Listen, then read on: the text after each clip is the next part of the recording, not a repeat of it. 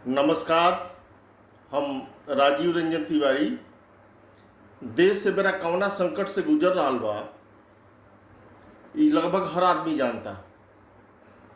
ना रहे की ठीक, ना खाए की ठीक, ना सूते की ठीक, ना कोनो व्यवस्था, ना रोजी, ना रोजगार, ना कारोबार, ना धंधा।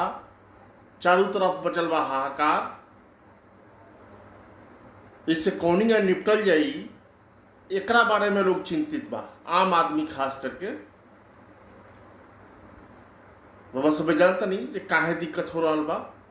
कोरोना वायरस आयल बा, कोरोना के महामारी फैलल बा पूरा देश भर में, पूरा दुनिया भर में। इमे क्या करे के चाहिए सबका मिलजुल के, खास करके राजनीतिक पार्टी के सत्ता में बैठल बा, एक बढ़न बढ़न कुर्सी पर बैठल बा लोग, नेताजी लोग।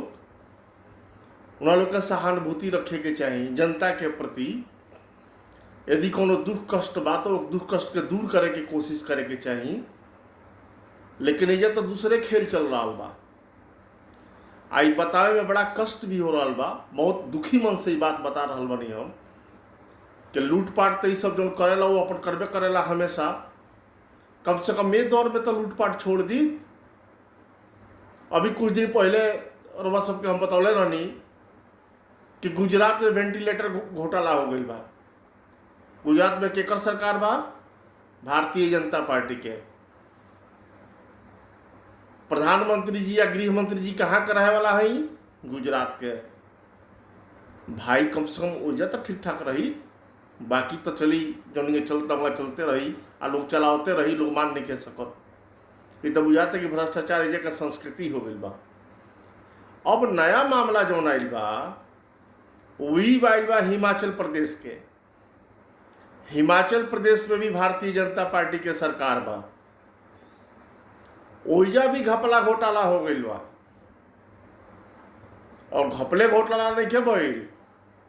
जब वो घपला घोटाला पकड़ाइल तब बढ़न बढ़न अधिकारी लोग का इस्तीफा देवे के पड़ल बा।